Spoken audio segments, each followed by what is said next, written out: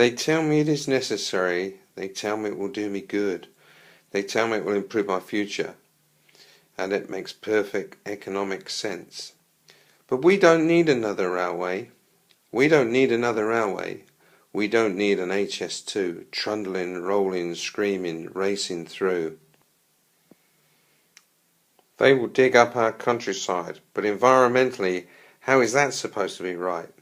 They will be gouging through our farmland, and if we complain, they acknowledge but ignore our point of view.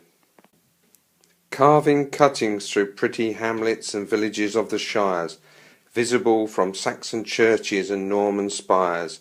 Compulsory purchase of our land, quietly without a sound, reducing the value of our homes, which still have expensive loans.